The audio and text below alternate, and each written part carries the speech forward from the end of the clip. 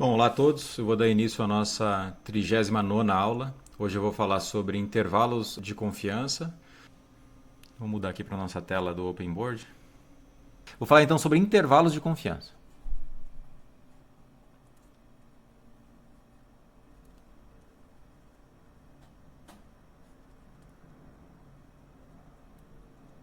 Então notem o seguinte, ó, com um estimador para θ, eu olhando para os dados eu tenho uma estimativa.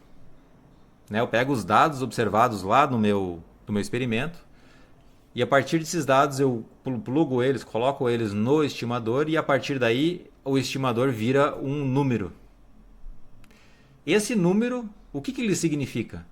Né? Será que você consegue fazer uma inferência confiável olhando apenas por um número, dado que você tem a distribuição do seu estimador? Se você tem a distribuição do seu estimador, não seria melhor você dar um intervalo de possíveis valores que tenham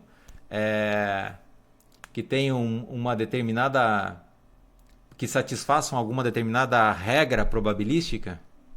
Então é isso que o intervalo de confiança vai dar. Ele vai dar um intervalo cuja a probabilidade de conter o verdadeiro valor é maior ou igual a 95% ou a gama, tá?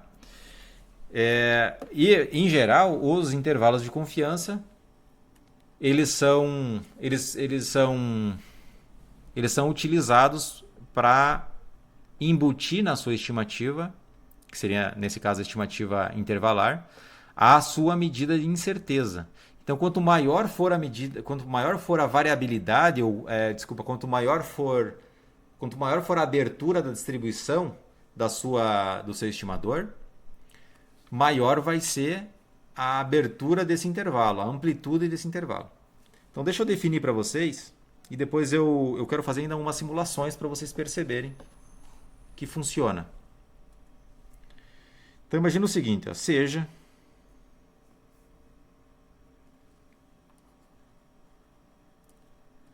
x1 até xn.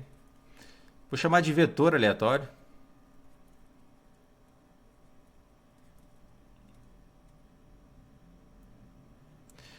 E eu vou também representar isso aqui por x to n. Vocês estão me escutando ainda, pessoal? Obrigado. Esse vetor aleatório, definido em um modelo estatístico,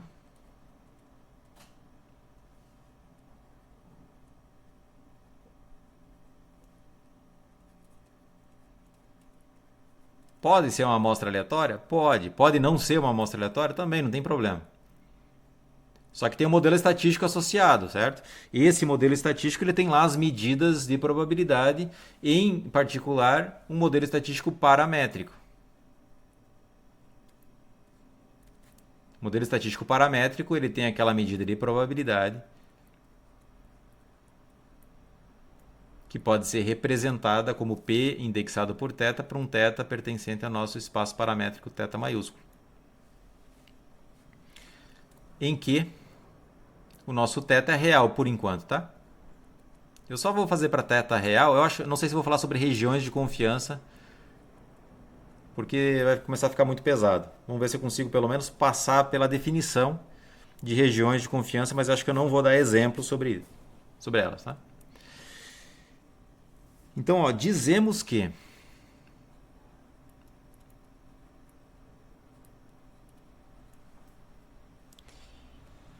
esse intervalo, vou chamar de I1 de xn até I2 de xn, um intervalo fechado, é um intervalo de confiança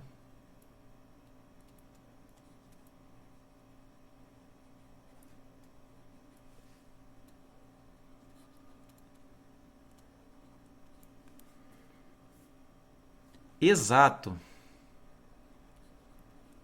para g de θ com coeficiente de confiança gama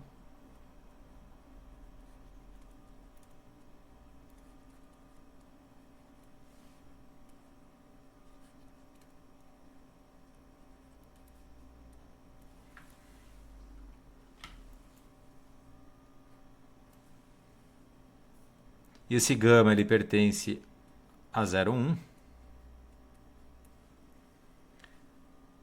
Então é exato aqui, tá, pessoal? Isso aqui é importante. Deixa eu colocar em azul.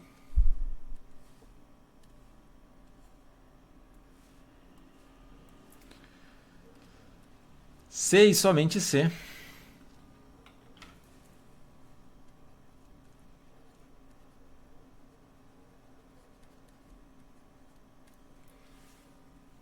A probabilidade indexada por θ. Veja bem, ó. Tudo tem que fazer sentido no seu modelo estatístico. Eu não posso, do nada, escrever isso aqui como se fosse uma probabilidade sem indexar por θ. Você tem que começar a questionar isso, mas você não indexou por θ. Então, você está no modelo bayesiano, como é o seu modelo? Como é que você define o seu modelo? Então, essas coisas têm que estar muito bem definidas, porque senão você ficar falando, e aí vai gerar controvérsia, porque se você não está falando sobre, não está discutindo um objeto matemático que está bem definido, então você não sabe quais são as regras dele, você não sabe quais são as limitações. A limitação é dada pela definição, né? Se você não tem a definição, como é que você vai saber até onde vai? Quais são as limitações? Quais são as potencialidades? Você só consegue saber quais são as potencialidades do seu método e as limitações se você souber quais são as definições. A definição limita. Nada é aplicado a tudo. Se a probabilidade disso aqui acontecer,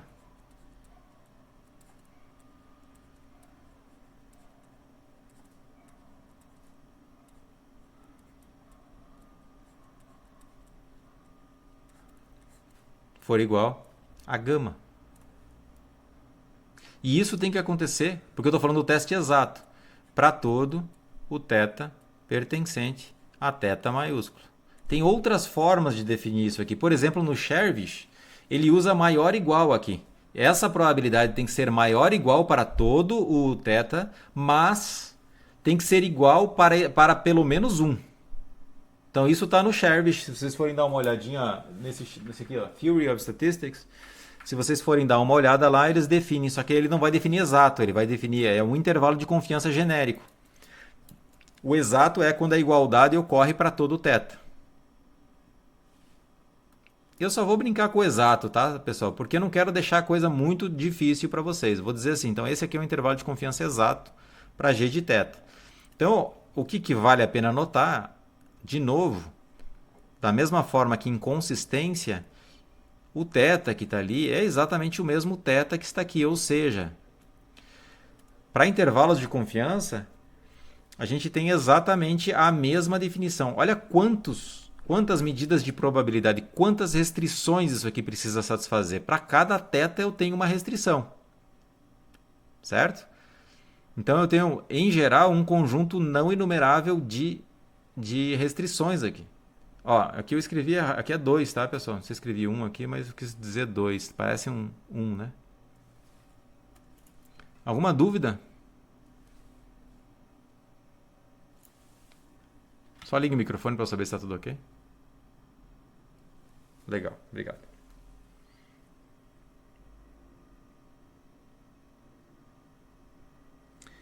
Eu vou ainda continuar, certo? Em que o I1 e o I2 não dependem de θ. São estatísticas.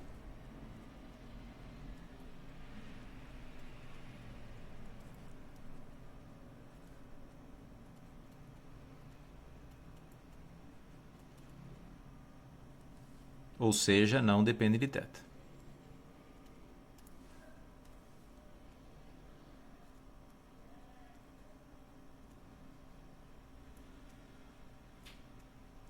E mais um detalhe, o I2 precisa ser maior ou igual a I1. Não depende de θ, mas dependem de gama, tá? Porque isso aqui, eu vou dizer aqui também para gama maior, para gama pertencente a 0,1, tá?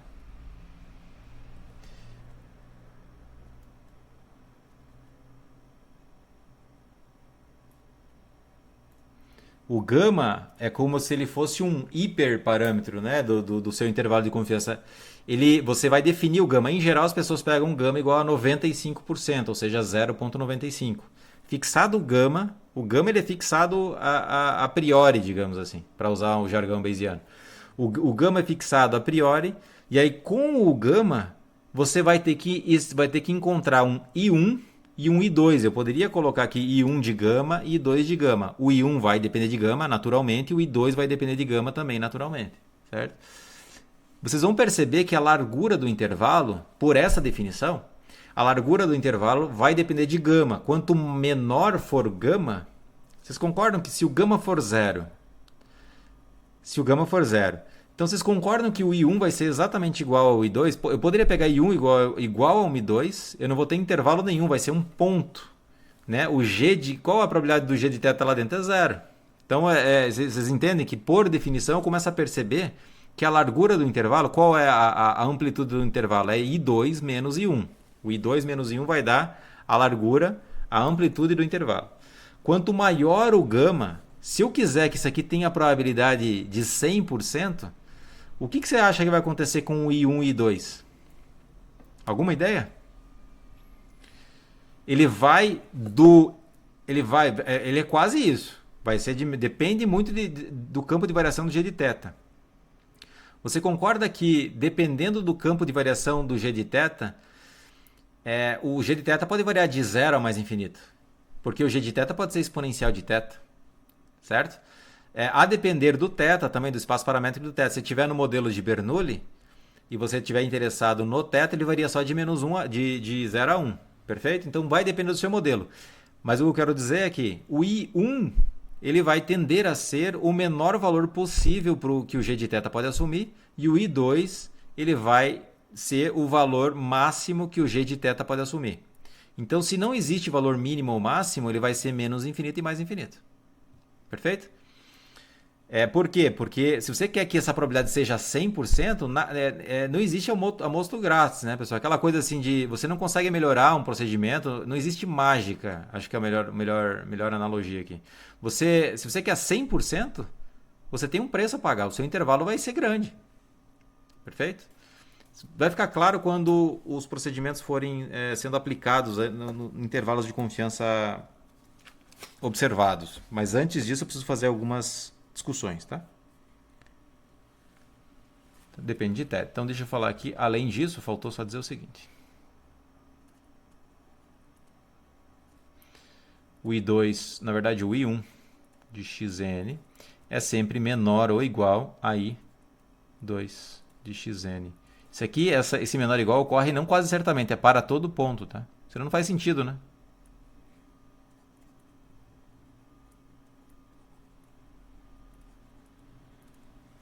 Perfeito. E a notação que eu vou usar? É IC, intervalo de confiança, para G de θ com gama. Aí eu posso colocar vezes 100% se eu quiser, mas 100% significa 1, certo? Então eu não vou escrever isso. Em geral as pessoas colocam 95% ou 0,95, são equivalentes. Isso aí vai ser escrito dessa forma, vai ser I1 e 2. Esse é o nosso intervalo de confiança. O intervalo de confiança, percebam, é aleatório. Os seus limitantes superior e inferior, eles são variáveis aleatórias, porque eles são estatísticas. Então são variáveis aleatórias. O intervalo de confiança teórico cumpre essa interpretação aqui. A probabilidade do G de θ estar dentro do intervalo é igual a gama, desde que o intervalo que você esteja usando seja o aleatório. Perfeito? Eu tenho também um intervalo de confiança assintótico. Deixa eu ver como eu defini aqui em cima, só para manter a mesma notação. Tá. Então a segunda vai ser, dizemos que o I1 de xn, fechadinho aqui, vírgula I2 de xn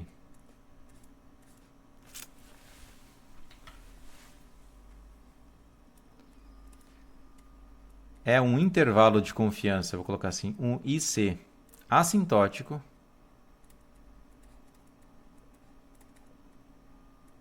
Porque muitas vezes o intervalo exato não é muito fácil de ser obtido. Tá? Você vai precisar de algum procedimento numérico, às vezes, para encontrar a sua estimativa.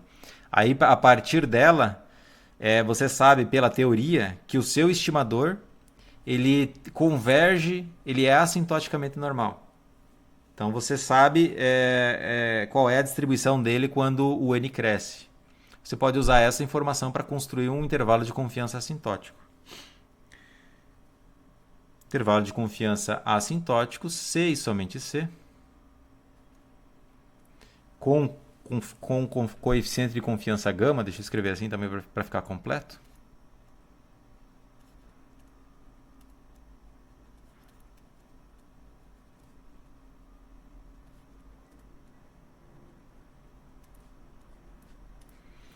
C e somente C.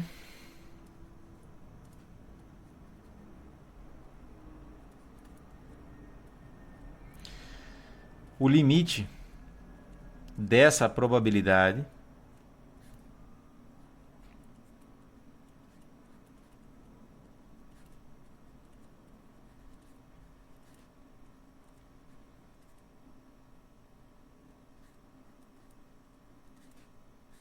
é igual a gama. Tá? Isso para todo θ, para gama pertencente a 0,1, para todo θ pertencente a θ maiúsculo.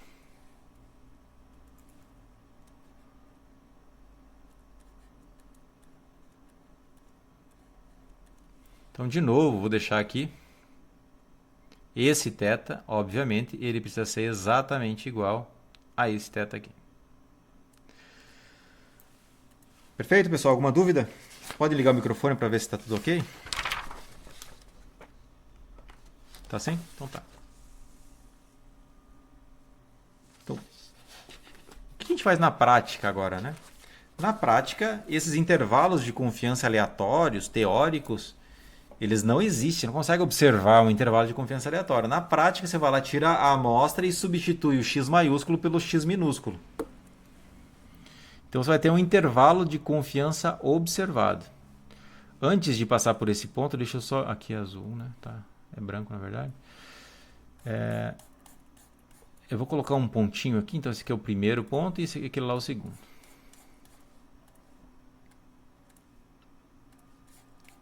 Perfeito? Então, na prática,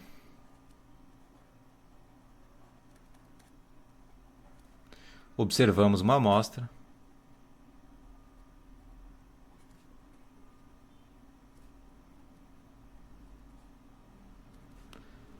Digamos a xn, que é composto por x1, x2 até xn, e calculamos o intervalo de confiança observado. Perfeito? E eu vou chamar esse intervalo de confiança observado de ICOBS. Eu sempre faço essa diferenciação. Porque o OBS aqui no caso, ele indica que foi observado, já não é mais aleatório, portanto ele já não tem mais aquela interpretação. Esse intervalo de confiança observado para g de θ, vírgula gama, ele vai ser a mesma coisa, só que substituindo o x maiúsculo pelo x minúsculo. E a pergunta que eu tenho para vocês é o seguinte: o que acontece com aquela probabilidade? Qual é a probabilidade? Qual é a probabilidade do g de θ ser maior do que I1 de x pequeno e menor ou igual a I2 de x pequeno? Alguém sabe me responder?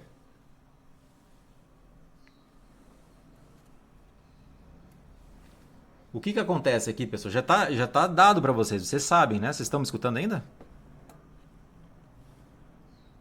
Então, qual seria a consequência agora de substituir a amostra aleatória pela amostra observada? Isso aqui vai ser um intervalo numérico, vocês concordam? Esse intervalo numérico ele está contido nos reais. Ele está contido nos reais aqui. Esse intervalo não é mais aleatório. Esse IC observado.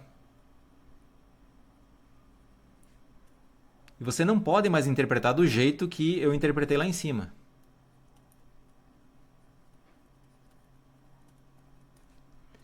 E, portanto, isso aqui é importante, pessoal, porque algumas pessoas de outras áreas acabam interpretando o intervalo de confiança de maneira equivocada. E, portanto, a probabilidade do nosso g de θ ser maior ou igual a I1 de xn e menor ou igual a I2 de xn minúsculo. Quanto é isso aqui?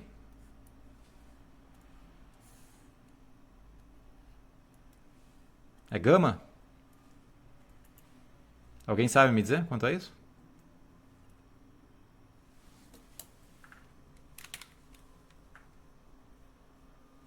Zero ou 1.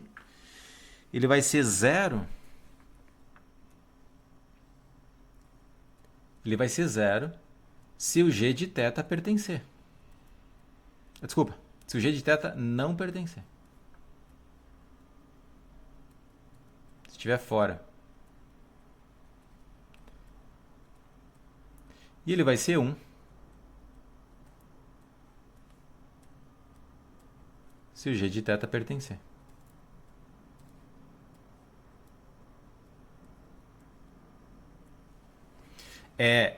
Isso aqui é um conjunto, certo? É o conjunto de tetas, você consegue calcular a probabilidade disso aqui. Isso aqui acontece ou não acontece?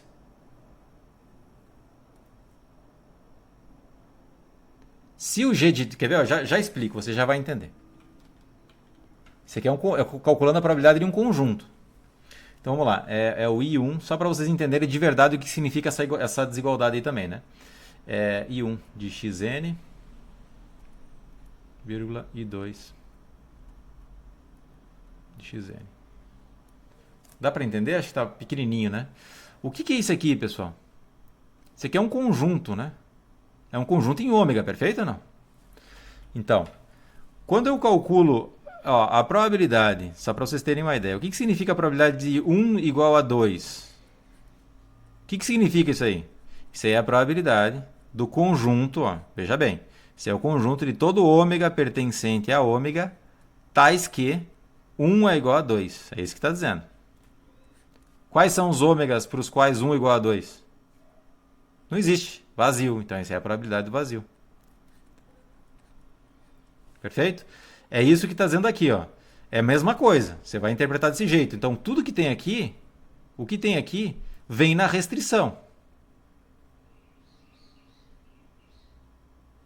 Tá claro isso ou não? Então, isso aqui vai ficar a probabilidade de... Vou só escrever I1, tá, pessoal? Só para não perder muito tempo. Do I1 ser menor ou igual a g de θ e o g de θ, por sua vez, menor ou igual a I2, isso aí é a probabilidade de todo ômega pertencer a ômega, tais que o I1 menor ou igual a g de θ, é claro que aqui tem um θ, aqui tem um θ, e o g de θ menor ou igual a I2. Então isso aqui vai ser 0 ou 1. Isso aqui vai ser vazio se o g de θ não estiver aqui no intervalo, e vai ser o ômega todo se tiver, porque para todo ômega isso aqui vai ser verdade se ele estiver lá dentro, perfeito? Tá claro isso ou não? Só responda para mim para ver se eu expliquei adequadamente para você. Tá bom, então deixa eu voltar para lá. Se tiver mais alguma pergunta referente a isso, é só falar, pessoal. É um problema, sempre vai ser um problema interpretar o que significa isso aqui que está dentro da medida de probabilidade. Você sempre tem que lembrar que isso é um evento, isso precisa estar na sigma álgebra. Você só consegue calcular probabilidades de coisas que estão na sigma álgebra. Então, se eu não digo que o conjunto depende de ômega, sempre tem um ômega embutido ali, sempre. Tá? Você tem que sempre pensar em como reescrever isso em termos de ômega. Ficou claro ou não? Quem perguntou? Acho que não foi o Álvaro que perguntou, foi outra pessoa.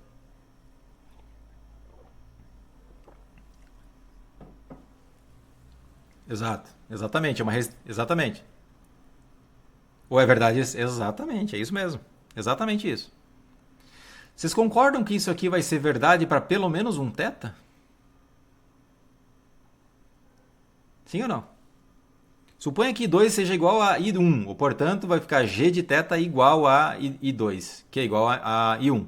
Vai ter pelo menos um θ lá dentro que é igual a esses caras, certo? Então isso vai valer 1 para um θ específico e 0 para todo o resto. Tá? Então notem que já não vale mais. E aí, pessoal? O que vocês fazem com o intervalo de confiança observado, dado que vocês já não podem mais interpretar ele como sendo probabilístico. O intervalo em si já não pode mais ser interpretado como um intervalo de confiança teórico.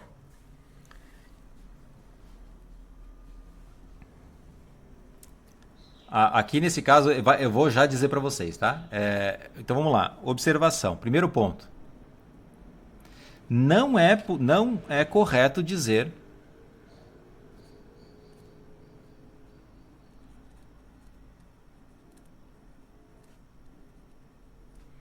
que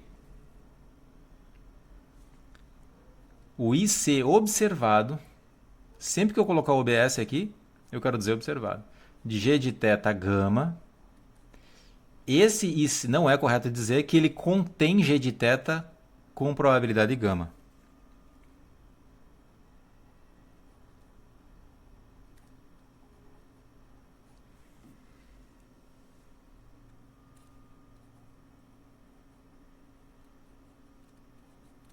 Isso só é válido para o IC aleatório.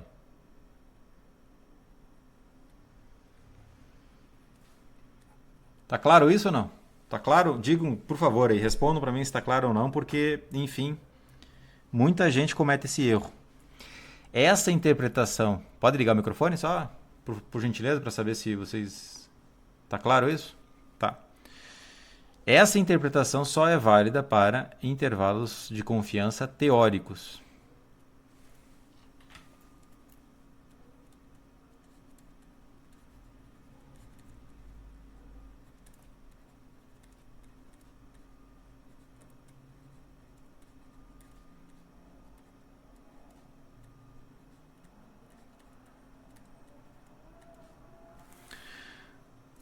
Tudo bem.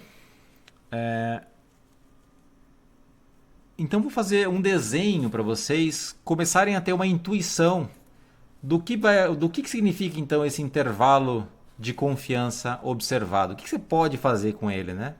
O que você pode dizer na prática? Você não pode dizer isso aqui, certo? Você não vai dizer assim, ó. Por exemplo, você fez um experimento lá de analisar a eficácia de um determinado medicamento, aí a eficácia deu 0,7. E aí você fez um intervalo de confiança. Essa aqui é a eficácia observada, ou seja, é uma estimativa, não é o estimador. 0,7. Aí você fez um intervalo de confiança e o intervalo de confiança observado, ele deu de 0,6 a 0,8. Suponha que seja isso aqui. Tá? Esse intervalo de confiança, você não pode interpretar a probabilidade da verdadeira eficácia estar entre 0,6 e 0,8 é de 95%. Você não pode dizer isso. Tá? Você não pode dizer. Então vamos ver o que você pode dizer. Porque isso aí é um número. Você não pode falar mais em probabilidade. Lá na inferência bayesiana você até pode, mas a questão toda é a seguinte. Você vai ter que dizer que é condicional aos seus dados e à sua metodologia. Então é complicado também. Você vai ter que dizer que se você usar uma outra a priori, você teria outro resultado. Como é que você diz isso numa frase?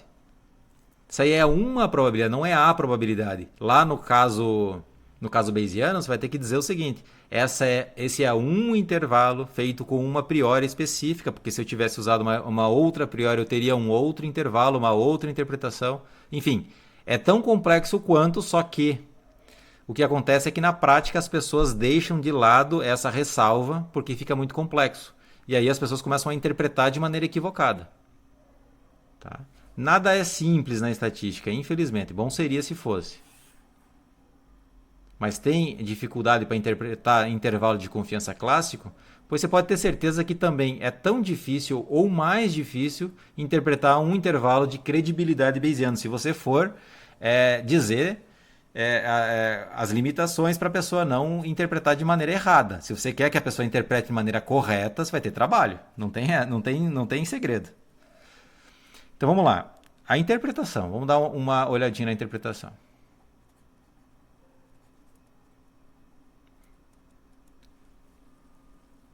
E eu vou fazer a interpretação em termos de repetições de experimentos.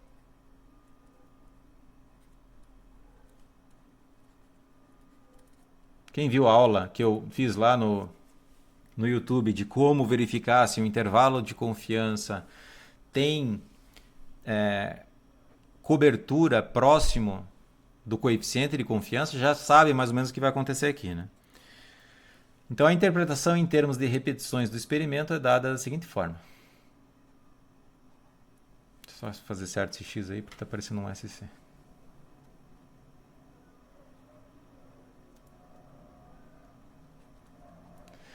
Então vou fazer o seguinte, eu vou fazer um gráfico, vocês já devem ter esse gráfico aí com vocês, devem ter visto isso aqui em vários livros de estatística básica, mas aqui eu quero dar uma interpretação um pouquinho melhor do que é dado, tá? Então imagina que você tem um θ específico, tá? E um g de θ específico. Para esse θ e esse g de θ específicos, aqui eu vou colocar o nosso espaço paramétrico, certo? Que vai, sei lá, de menos infinito a mais infinito, não interessa. Suponha que o seu g de θ esteja nesse patamar aqui, para um θ específico que você escolheu, certo? Então ele está aqui, ó. Então o eixo y ele vai fazer referência ao nosso θ. Perfeito? Podia colocar inclusive aqui o conjunto dos reais, não tem problema. O eixo x ele vai fazer o papel dos experimentos. Quantos experimentos você vai fazer? Vários. Então aqui vai dizer o primeiro experimento, o segundo experimento, o terceiro, o quarto, o quinto e assim por diante.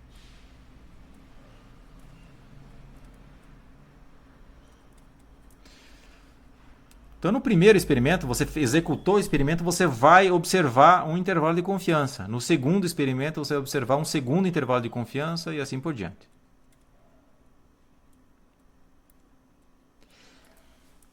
Os intervalos de confiança observados, eles vão ser colocados aqui, certo? Vou colocar o limite inferior. Suponha que o limite inferior deu aqui no eixo Y, ele está fazendo um papel aqui dos valores possíveis do θ, certo? Então suponha que o seu limite inferior foi aqui e o limite superior ali.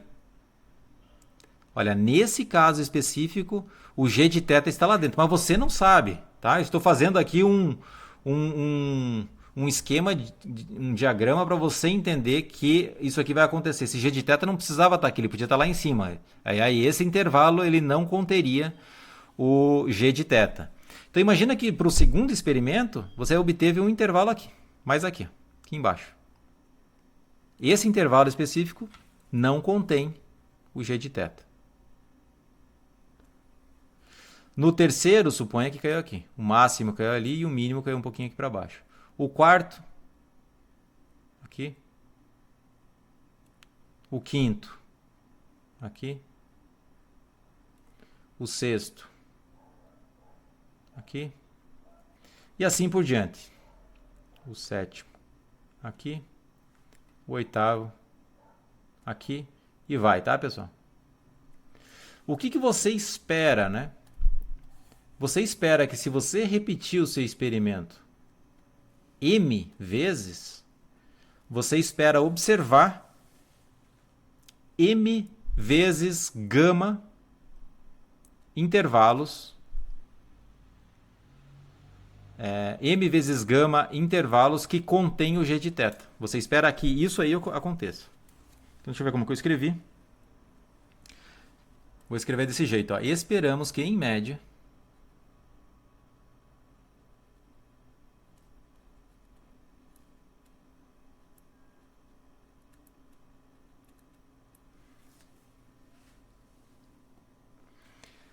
gama vezes 100%, ou seja, Se o gama é 0,95, multiplico por 100, fica 95. 95% dos intervalos observados contenham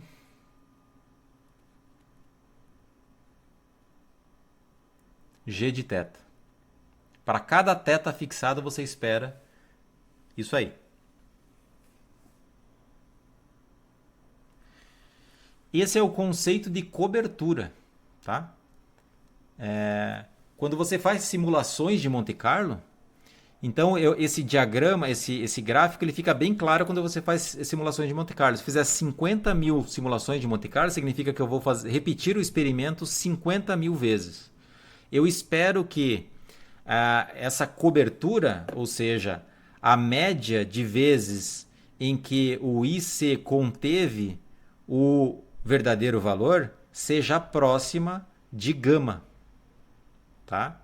Eu vou definir cobertura para vocês mais para frente, quando eu for fazer uma simulação de Monte Carlo. Não vou definir cobertura agora para vocês, porque eu precisaria definir uma repetição do experimento. Tá? Eu não vou fazer isso agora. O que eu vou dizer então? Dizemos que essa é a minha sugestão, tá, pessoal? Não sei se tem algum livro isso aqui.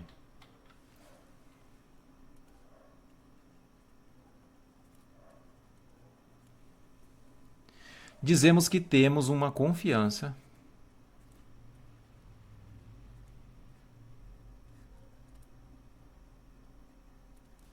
de 95%, ou de gama vezes 100%. Se o gama for 0,95, então 95%. De que o valor de G de θ, ou de que G de θ,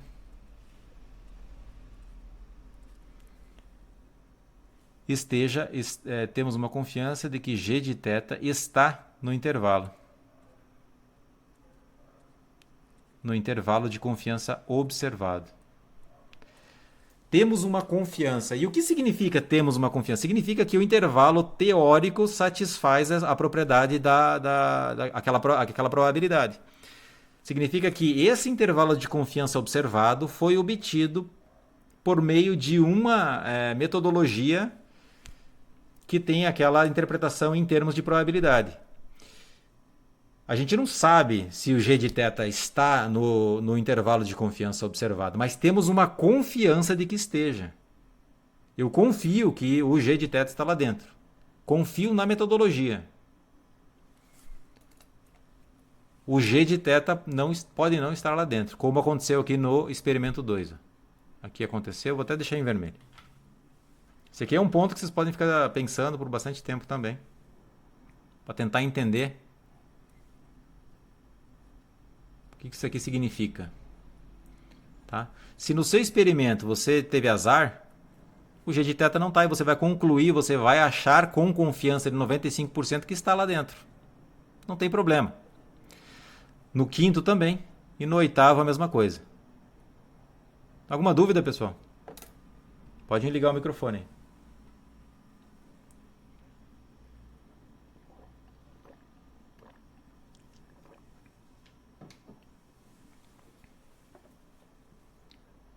Sim.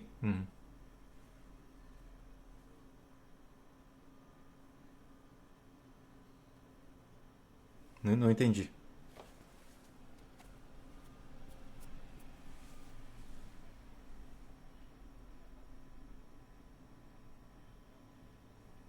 Isso. Sim, pode ser.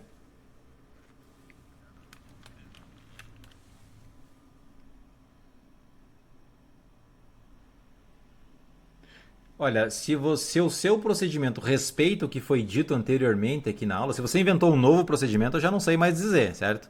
Mas se o seu procedimento, teoricamente, você criou uma estatística I1 e uma estatística I2 que satisfazem isso aqui,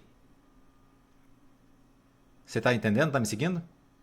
Suponha que você criou uma estatística I1 e uma estatística I2 e isso aqui é satisfeito na teoria, perfeito? O problema aqui tá você pegar agora o que vale na teoria e aplicar na prática. Você está dando um salto aqui agora, porque a teoria você não observa. Você vai observar esse intervalo de confiança aqui, o intervalo de confiança observado, que é um numérico. Tá? Aqui vai ter um número e aqui vai ter um outro número. Agora você já não pode mais usar aquela interpretação de probabilidade. Você já não pode mais dizer isso. Que o intervalo de confiança observado contém G de θ com probabilidade gama. Já não dá mais. O que você vai dizer é que o intervalo de confiança observado contém G de θ com uma confiança. Você vai substituir essa palavra probabilidade por confiança, com uma confiança de gama. Por quê? Porque ele é um intervalo de confiança. Ele tem uma propriedade teórica que é dada aqui em cima. Essa aqui é a propriedade teórica. Teoricamente ele satisfaz isso. Mas na prática, quando você vai aplicar, ou o G de θ está dentro do intervalo ou não está dentro do intervalo. Você confia que esteja no intervalo, porque em 95% das vezes ele vai estar.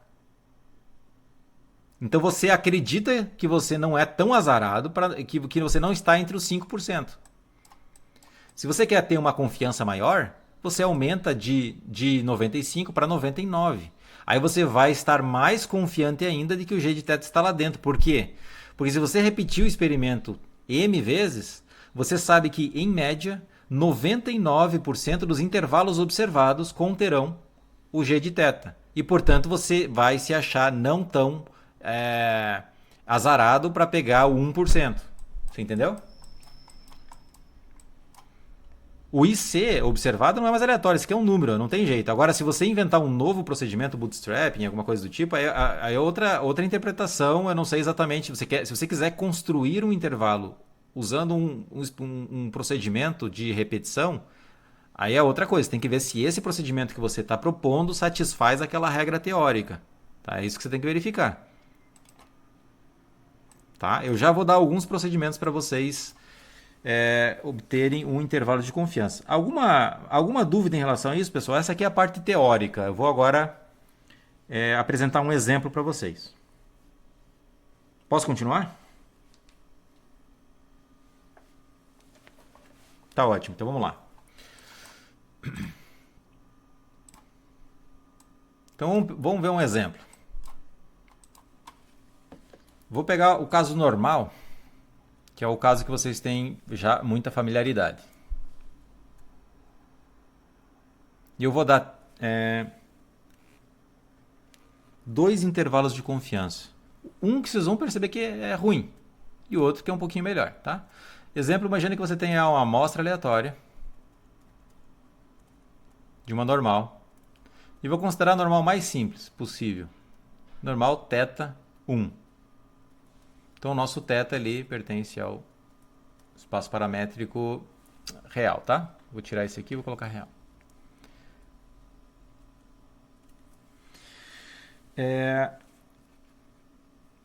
Vamos aqui criar dois intervalos de confiança, tá? Eu quero que vocês notem o seguinte, ó.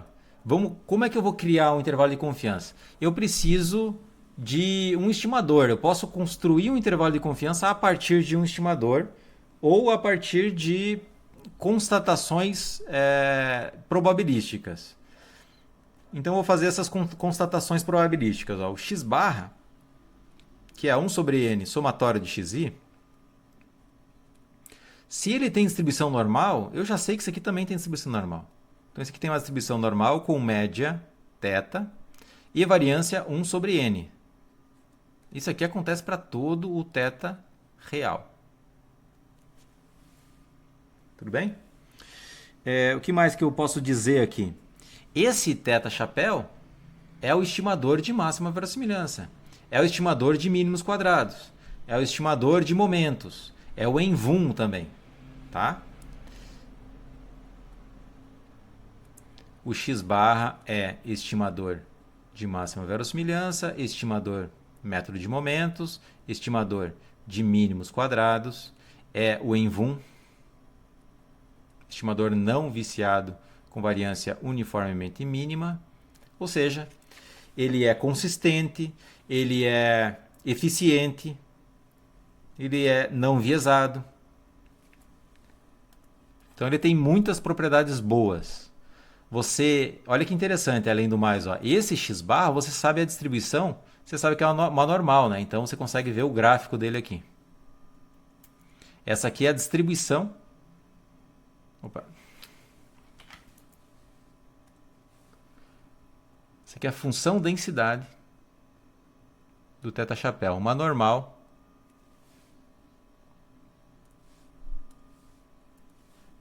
Eu vou pegar, na verdade, vou fazer assim, ó. Puxar esse eixo aqui para cá. Pronto. Tá. Para cada teta fixado, isso aqui vai ser uma normal aqui, centrada em teta. E aqui é uma distância 1 sobre n. Tá? É o que dá a dispersão. Então, essa aqui é uma normal, teta 1 sobre n. Quando o n cresce, isso aqui vai ficando cada vez menor. Tá? Vai ficando cada vez 1 sobre n, vai crescendo, isso aqui vai ficando cada vez mais apertada em torno de θ. Legal. Mas eu tenho outra também, né? Esse aqui é o ponto 1. Eu tenho uma segunda que eu posso simplesmente fazer o seguinte, ó, x1, eu sei que uma única observação também tem distribuição normal θ1. Podia pegar isso aqui. Isso aqui também acontece para todo θ real.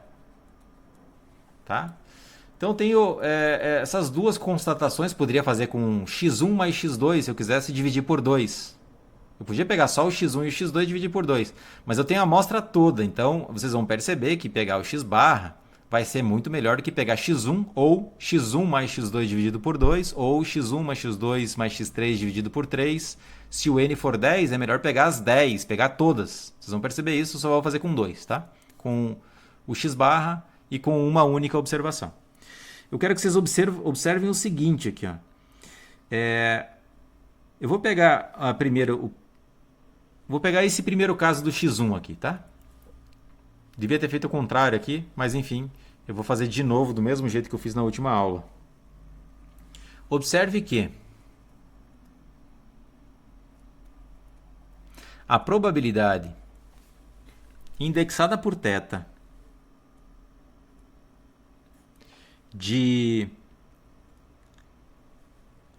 vou colocar aqui 1,96, que é o referente ao gama de 95%, tá? Só para vocês perceberem agora. A probabilidade do x1 estar entre menos 1,96 e 1,96, isso aí é igual a 95%, ou seja, 0,95.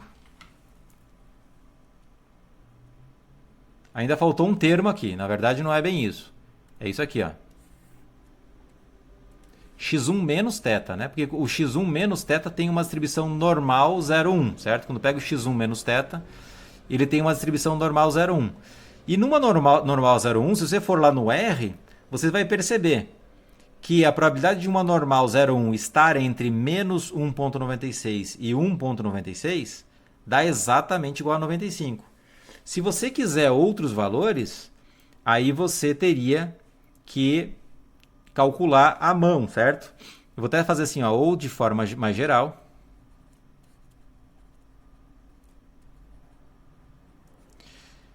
Essa probabilidade seria assim, ó. Isso aqui seria z de gama, vou colocar um menos na frente, menor ou igual a x1 menos θ, menor ou igual a z de gama. E isso seria igual a gama. Esse z de gama, ele precisa satisfazer a seguinte propriedade, ó, em que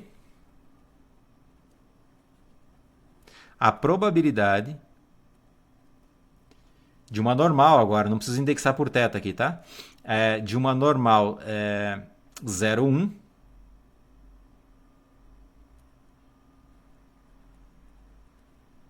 vou escrever como se fosse o z, tá? O z padronizado é igual a gama. Como é que eu represento isso aqui no gráfico? Vou fazer um gráfico para vocês. Esse aqui é o gráfico da normal 0,1. Então no R você consegue esse valor de z de gama para qualquer valor de gama fixado. Então aqui está a sua densidade da normal 0,1. Não está ok, porque não consigo desenhar muito bem aqui no... O valor de z de gama, aqui ficaria menos z de gama, como é uma distribuição simétrica em torno do zero. Essa área que está aqui tem que ser exatamente igual a essa área que está aqui. E a área que está no centro é gama. Tudo que está aqui no centro é gama. Aqui tem que ser 1 menos gama dividido por 2. E aqui tem que ser 1 menos gama dividido por 2. Tá? Isso na normal 0,1 você consegue esses valores menos g de gama e gama para cada gama fixado. Então acho que aqui vocês não têm nenhuma dúvida, né? Eu posso avançar. Em especial, quando o gama é igual a 95%, o z de gama vai ser 1,96. Vocês estão me escutando ainda? Ótimo. Então, pessoal, olha que interessante. Olhem para isso aqui, ó. Isso aqui é simplesmente uma constatação do passo 2. Isso aí, portanto, vou colocar uma implicação. A probabilidade indexada por θ. O que eu posso fazer aqui, pessoal? Eu posso multiplicar por menos 1 de todos os lados. Aí ficar menos...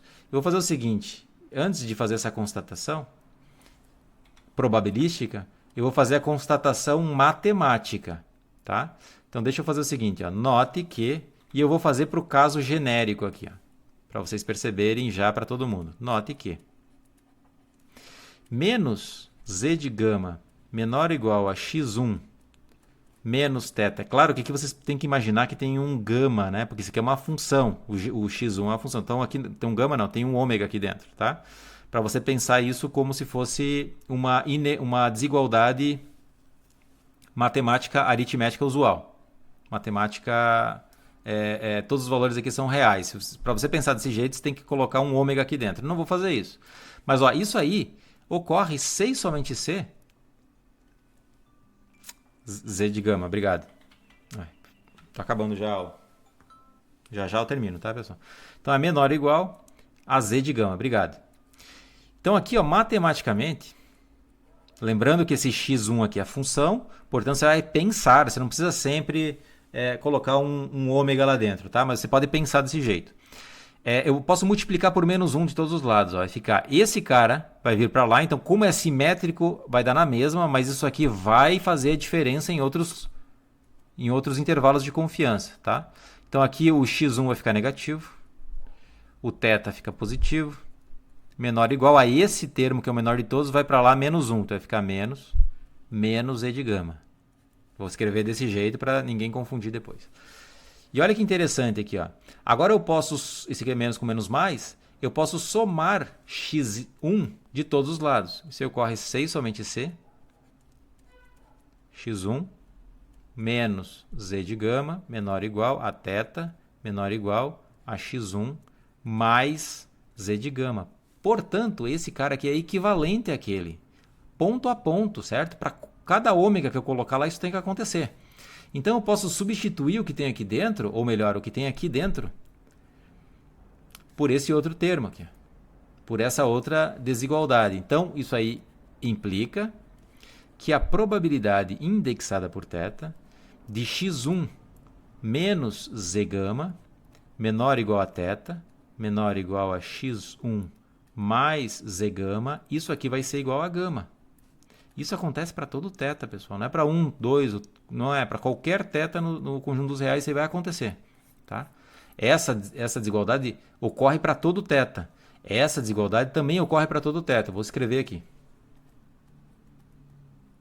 Não importa o θ que você fixe, como você está ponderando aqui, você está não ponderando, mas está subtraindo o θ, isso aqui sempre tem distribuição normal 0,1 padrão para qualquer θ que você coloque, porque é o mesmo θ que está sendo indexado na medida. Tá bom? Eu vou colocar aqui também, vou colocar um pouco mais para cá. É importante notar que o z de gama não depende de θ. O z de gama só depende de gama. Perfeito. Então, por definição,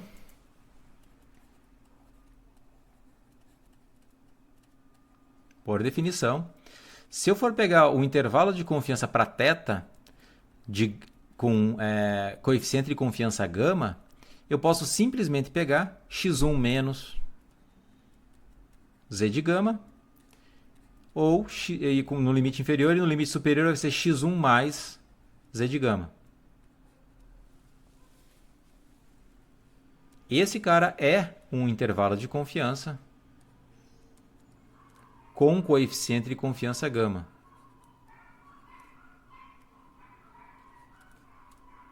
Perfeito, pessoal? Estão me escutando? Tá, esse aqui é o ponto 2. Note agora que para 1, no caso 1 aqui, ó, deixa eu colocar aqui, ó. Caso 2, um pouquinho mais para lá. Esse aqui eu vou só colocar um 2 aqui. Eu podia ter feito 1 primeiro, né? Mas aí, enfim, eu vou fazer para o 1 aqui embaixo. Para o 1 eu quero que você observe que a probabilidade indexada por θ de menos z gama menor ou igual a x barra menos gama dividido por raiz quadrada de 1 sobre n, esse cara aqui no meio agora ele tem distribuição normal padrão. Então isso aqui vale também para o x barra, só que agora tem que dividir pela variância. Isso aqui é igual a gama. Isso aqui vale para todo θ real e vale também para todo gama no intervalo 0, 1.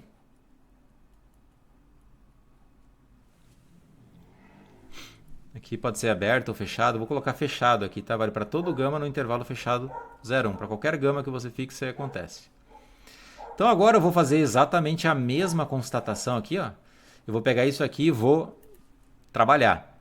Note que para tentar encontrar um intervalo de confiança, ainda não é um intervalo de confiança, isso aqui é uma constatação probabilística do seu estimador. Quando eu padronizo o seu estimador, eu consigo chegar numa normal padrão, perfeito? E esse método aqui, ele vai sugerir uma determinada quantidade, que é a famosa quantidade pivotal. Tá? Essa quantidade que está aqui no centro é a chamada quantidade pivotal. Então, note que menos z de gama menor ou igual a x barra menos θ, dividido por raiz quadrada 1 sobre n, menor ou igual a z de gama, isso é equivalente. Essa desigualdade é equivalente matematicamente ao multiplicar todo mundo aqui por raiz quadrada de 1 sobre n. Então, vai ficar menos z gama vezes raiz quadrada de 1 sobre n, menor ou igual a x barra menos θ, menor ou igual a raiz quadrada de 1 sobre n, z de gama. Ok. Vou fazer exatamente a mesma coisa que eu já fiz lá, então vou multiplicar todo mundo por menos 1, todos os lados. Então, o grande, quando eu multiplico por menos 1, ele fica o menor de todos, então vai ficar menos z de gama, raiz quadrada de 1 sobre n, menor ou igual a menos x barra, mais θ, menor ou igual a z de gama, raiz quadrada de 1 sobre n. Somando o x barra de todos os lados, então vai ficar x barra menos z de gama vezes raiz quadrada de 1 sobre n, menor ou igual a θ, menor ou igual a x barra mais z de gama. Alguém não está entendendo isso aqui, pessoal?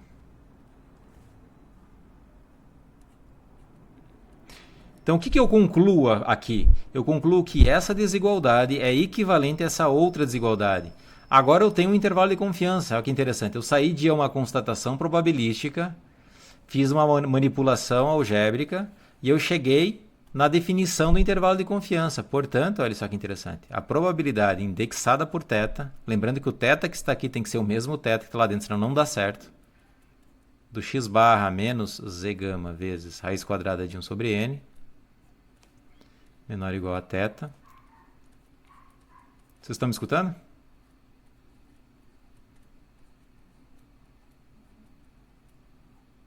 Mas vocês entenderam aqui então, pessoal? Vocês estão seguindo? Tá, então o que eu fiz aqui? Eu fiz uma constatação probabilística da minha quantidade. Se eu padronizar essa quantidade, eu sei que a distribuição dela, olha o interessante aqui, ó, a quantidade padronizada, ela não depende de θ. A distribuição, a quantidade depende de θ, mas a distribuição disso aqui não depende de θ. E é isso que é o importante. Tá? Aí eu faço uma constatação probabilística. Aí eu pego o termo que está dentro da probabilidade e faço manipulações para tentar isolar o θ. Uma vez que eu isolo o θ no centro, eu tenho agora uma equivalência entre conjuntos e agora eu consigo então aplicar a definição do intervalo de confiança nessa quantidade. Isso aqui continua tendo probabilidade gama, isso aqui vale para todo θ pertencente a θ maiúsculo e também vale para todo gama entre 0 e 1. Tudo bem? Ora, isso aqui satisfaz a definição de intervalo de confiança. Deixa eu fazer um portanto do mesmo jeito que fiz lá em cima. Portanto,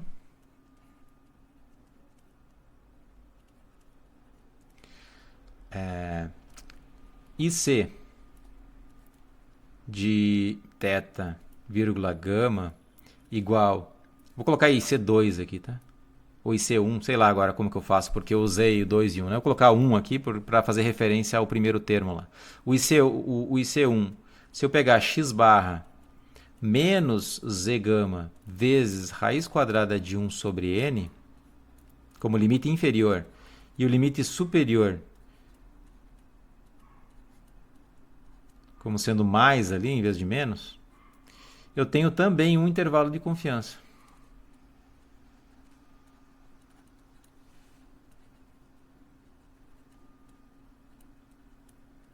Então eu tenho dois intervalos de confiança.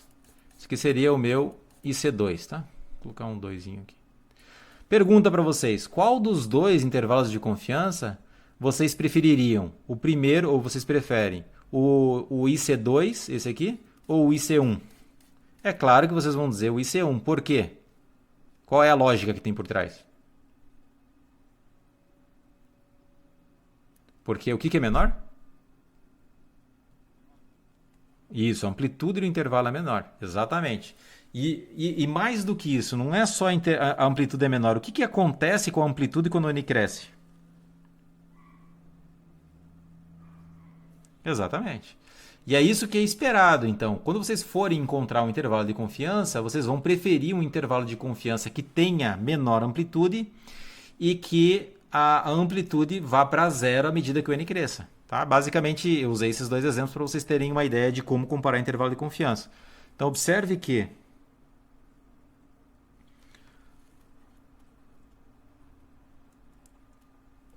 eu chamei de IC1, né? O IC1 tem mais informação.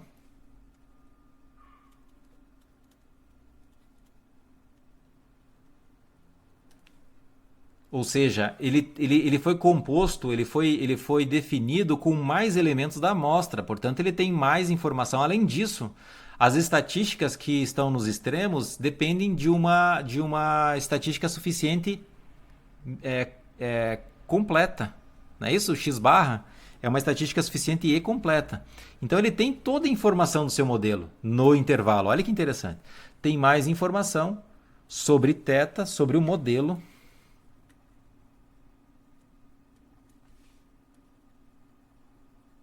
do que o IC2. Tá? O IC2 ele foi dado lá em cima e o IC1 foi dado aqui embaixo. Deixa eu só mais algumas constatações. E é baseado, pois é baseado, ou pois depende de uma estatística suficiente e completa.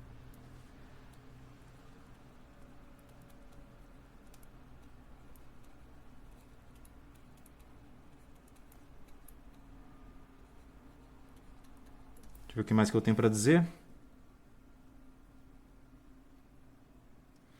Que também é um estimador.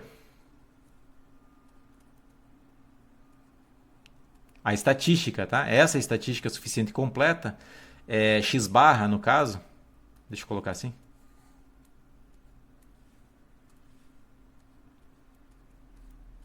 Que também é um estimador não viciado com variância uniformemente mínima. Olha que interessante, né?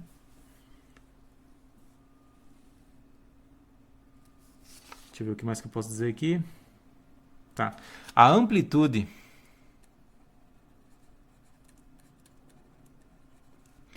do IC1, o IC2, desculpa, é 2 vezes 1,96.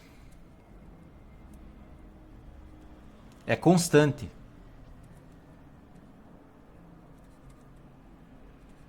Ah, 1,96 não.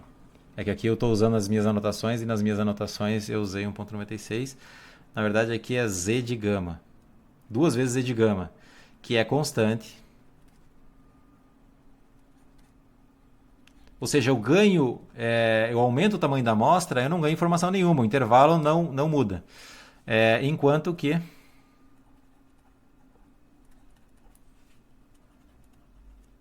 a amplitude do primeiro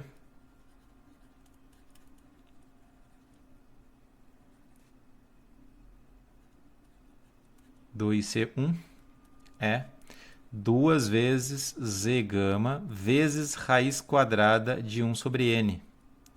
Esse cara converge para zero quando N cresce. É infinito aqui. Ou seja, eu vou ganhar a minha informação, meu intervalo vai ficando menor. Isso é interessante, né? Para o mesmo coeficiente de confiança, eu quero 95%. Eu aumentei a amostra, então o intervalo ficou menor. É isso que eu espero, né? Eu com a mesma confiança tenho um intervalo menor. Ou seja, a minha confiança é a mesma, mas o intervalo permanece, o intervalo diminui, decresce. Tudo bem? Na próxima aula, pessoal, eu vou falar sobre quantidade pivotal, mas vocês já entenderam o que é uma quantidade pivotal porque eu disse para vocês, tá? Vocês vão construir essa quantidade aqui do meio, é uma quantidade pivotal. Ela é uma quantidade cuja distribuição não depende de θ. Mas essa quantidade depende de θ, porque eu quero isolar o θ. Tá? Eu vou falar sobre uma quantidade pivotal para g de θ. A mesma coisa aconteceu aqui. Ó. Essa aqui é uma quantidade pivotal para θ. E essa quantidade pivotal eu preciso ter essa manipulação que eu fiz aqui. Sempre na quantidade pivotal eu vou dar a sua forma e eu preciso ainda fazer uma manipulação para isolar o θ. Basicamente é isso que você precisa fazer para construir um intervalo de confiança. Tudo bem? Vou finalizar a aula aqui então. Se vocês tiverem mais alguma dúvida, eu fico 5 minutos. Então, segunda-feira, se tiver aula, não dei uma olhada no calendário, mas acho que sim, né? Eu vou falar sobre quantidade pivotal e aí eu vou introduzir para vocês também testes de hipótese. Legal? Um abraço a todos e até lá.